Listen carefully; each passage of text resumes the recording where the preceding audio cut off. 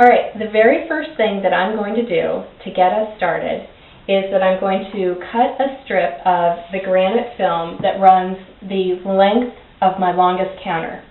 So in this instance, it's going to go all the way from the end of the counter, and I have a drop off at the end. So I'm going to leave a couple of inches so I can wrap around the end. And I'm going to go all the way to my stove. Okay, so what I've done is I've cut a length of film that's the longest length of my countertop. For me, I have a 12-foot run. So I cut one length that's 12 feet, and I've laid it out on my countertop. And we're going to go ahead and start installing it just on one edge using the spray bottle. You want to go ahead and spray so that it's not just moist and you're not going to wipe it off. You just want to go ahead and spray so that you have a nice film of water.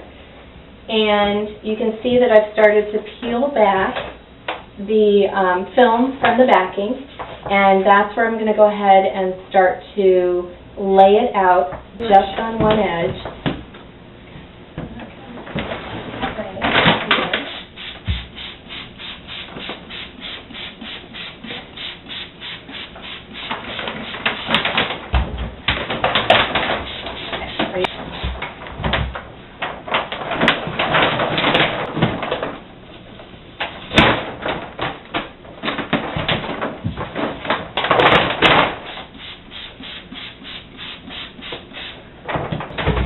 As you get through installing the film, you might want to cut away some of the backing, especially on a longer piece like this, because it'll start to get in your way. So cut away a piece of the backing and then keep rolling it out. So we're coming up to the sink, and there's three ways to deal with the sink. One, you could uninstall your sink and faucet, and I will not be doing that today. The second thing you can do is cut a piece right in line with or slightly overlapping your edge of your sink, and fit your piece from there to your next counter edge, and then start on the other side of the sink, and then you can fill around with pieces. That will work. What I'm going to do is slightly more involved, but certainly still at the DIY level. I'm going to take the film in the single continuous piece that I've run, and I'm going to lay it over my sink, and very carefully I'm going to mark an X and actually cut through the film so that I can fit the actual faucet down into the film before I take the backing off. And just remember to keep spraying, because that's what's going to give you the ability to move your film around as you're working on it. It doesn't matter if it's really wet behind it. You may actually have water coming out from under your film, especially when you start to squeegee. That's what you want. You don't just want it moist, you want it wet so that you can work with your film and move it around as you're installing it. So keep spraying.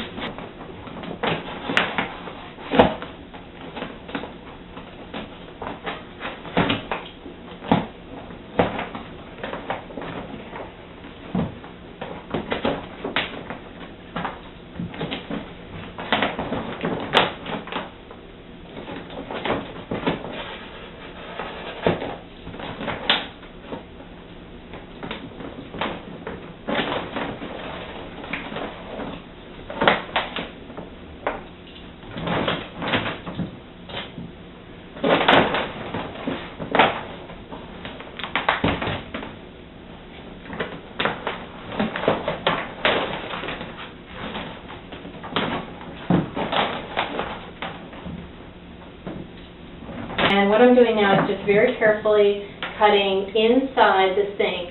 I don't want to do the detail cutting yet. But I know this is where the film is going to go. So I want to see the parts underneath it. And I'm just going to cut that out before I continue to stick the other side down on the other side of the sink.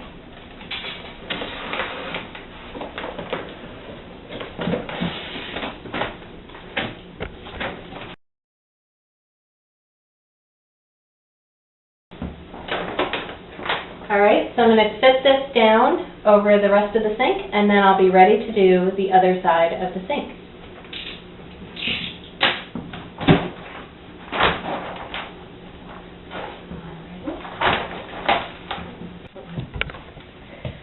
Okay, so I'm coming to the end of my run here, and I won't lie to you, on a very long run like this, it's a little bit like wrestling alligators. It does help to have one or maybe even two people here just to help you pull apart the film so that somebody can spray, somebody can pull apart, and somebody can lay down the film as you go.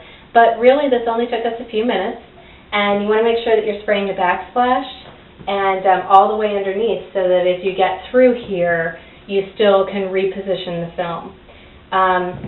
You can see the area around the sink is still not beautiful. We haven't made the final cuts around, don't worry. Just make sure that the backing is off, and we'll come back and do that in a few minutes. And after you have everything laid down, you're going to just take the squeegee and squeegee out. And I don't know if you can see it, but I'm actually getting some water coming out from underneath here. That's good. The water is going to help the air escape so that you have fewer bubbles as you squeegee out.